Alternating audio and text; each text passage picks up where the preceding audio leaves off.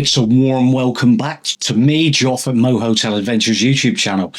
I just wanted to put a little story out there about deer vehicle collisions. Is there anybody that hasn't had a near miss with a deer on the road? I'm, for one, I've got a story to tell. I have got a story to tell. So before we start on the actual, this is the topic, I suppose. So my story is probably about 16 years ago, we were going to a wedding, and it was a reasonably mid-morning journey that I had to make, and I was traveling in a VW T25 bus, and it was pretty mint. We had all the kind of like ribbons on going to the wedding, and yeah, it was pretty monumental. It was going to be like a monumental day, and all the chrome, everything was like gleaming.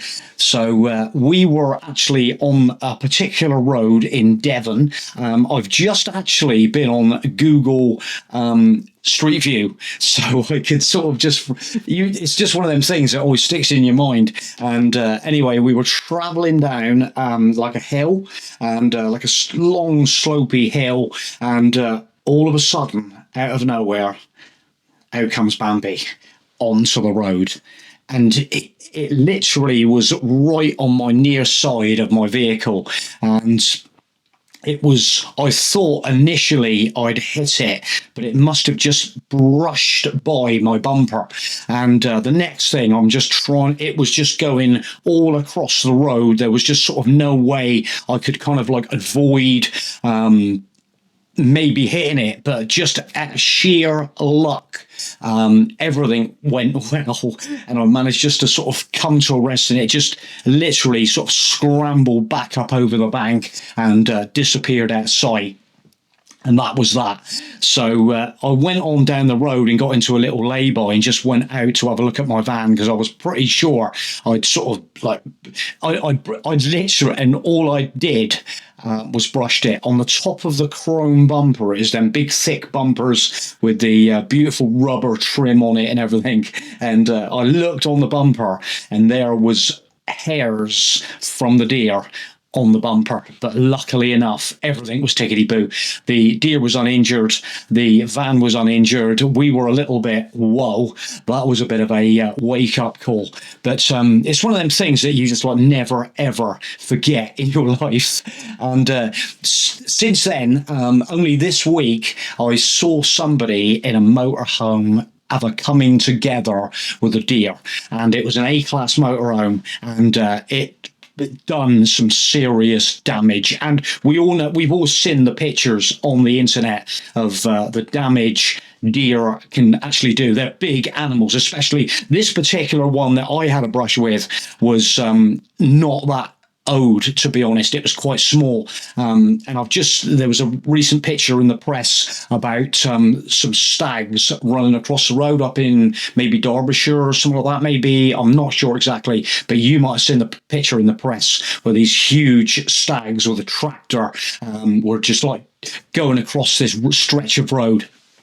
And so it's always something to bear in mind. We've got another area quite close to us, actually, up at Holden Hill. And sometimes you go up there and the deer are out grazing on the grass. And they're not even phased by the cars going by. There are cars steaming by, and they're just eating the grass merrily away out on the verge. And hopefully they're not going to get spooked, just like a noisy car engine, a noisy motorbike, a truck engine, something like that can just like spook them, and they'll be across the road in a flash and cause some serious devastation. Big thing to remember as well is if you actually spot a deer on the road, potentially there could be a herd of the deer, so just an odd one can be quite rare. And we can sort of almost clarify this on that stretch I was talking about on Holden, where I've been in vehicles that are up higher,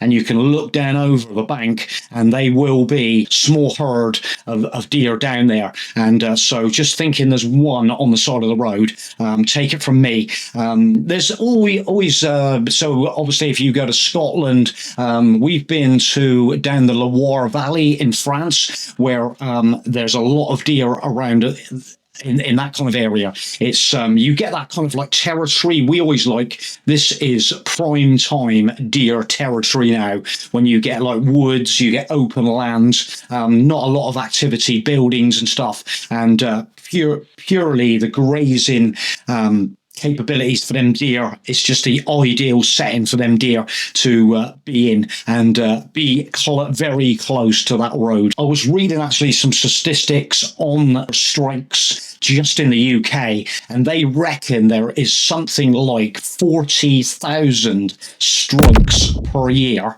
and that's just the ones that they kind of like know about. There could be potentially about 70 plus thousand strikes in the UK alone, in the UK. So there's a lot of this stuff going on. It's just one of them things that I just have to put this video out there because it's just a kind of like another little reminder of some of the hazards that are out on the road all of a sudden, and you just got to be aware of all these things all the time out on the English roads. One thing really is the fact that not only is it damaging our vehicle, but it's obviously damaging the populations of deer out in our natural environment, and it's their environment after all. The roads were developed long after their territory. It was an invasion of their kind of territory by building these roads. So it's quite a sad thing to think that populations of deer can be affected by strikes, and a lot of the strikes they're saying that the deer are not fully dead at the scene. Sometimes they will limp off and die in the woodland, or they're still alive when they're on the roadside, which is quite a real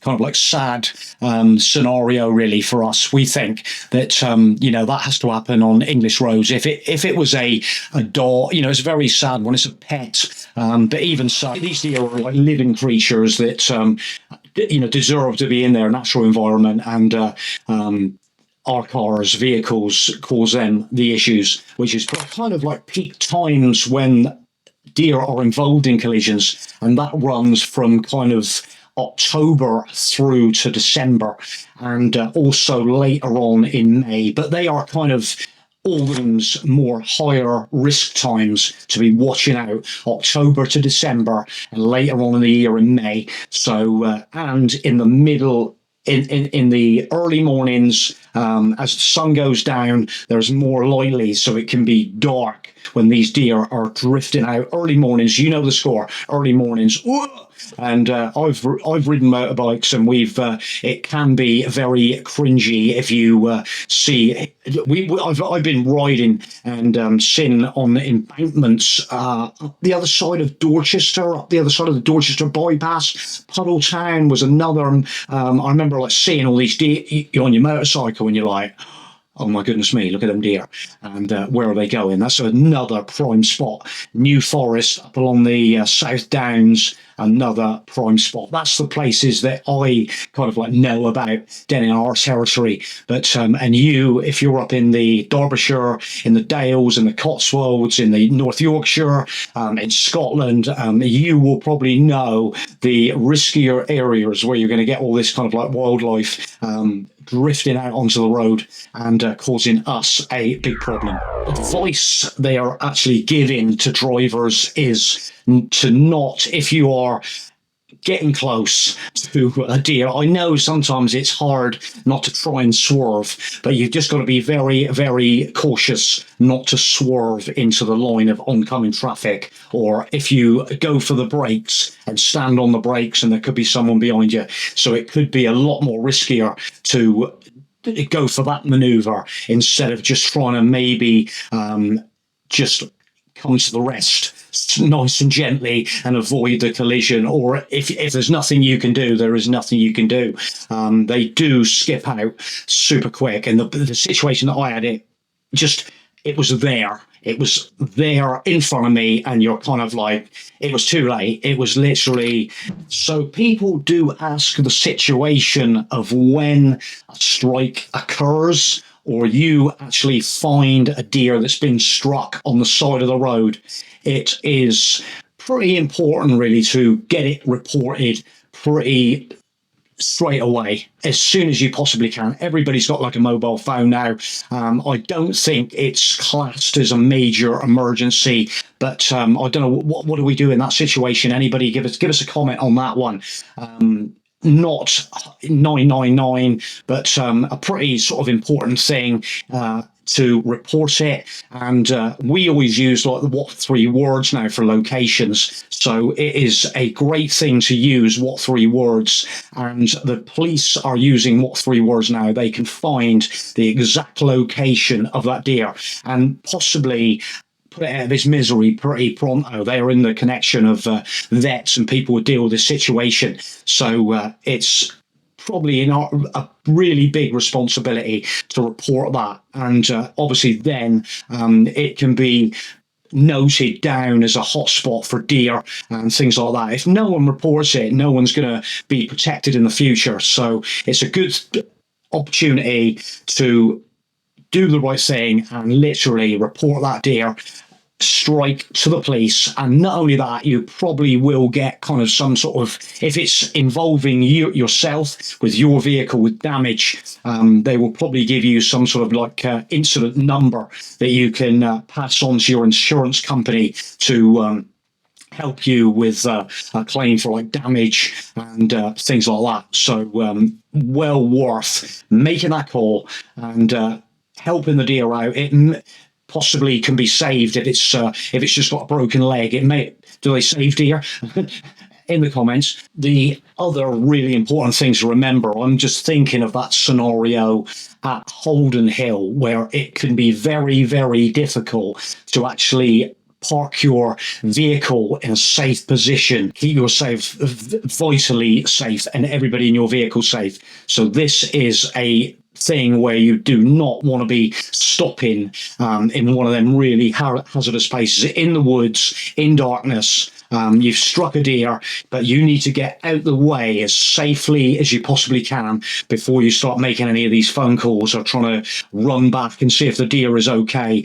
Let's be honest about it, you're going to put yourself in far more danger running around like that. So just bear that in mind. And obviously, same situation if you're just pulling off the side of the road, you need to get them high-vis equipment on. You need to get a triangle if you're potentially stopping with damage that you can't move your vehicle. But ideally, get onto a safe location and then go down the procedures of thinking about reporting it and the location or explaining where the position is to the police. But so I hope that might have just give everybody a little we just kind of put these information videos out there.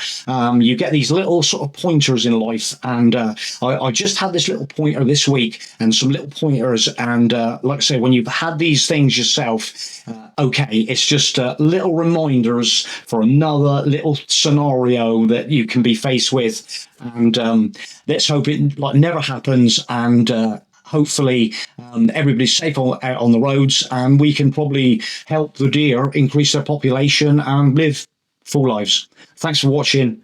Catch you on the next video. Bye for now.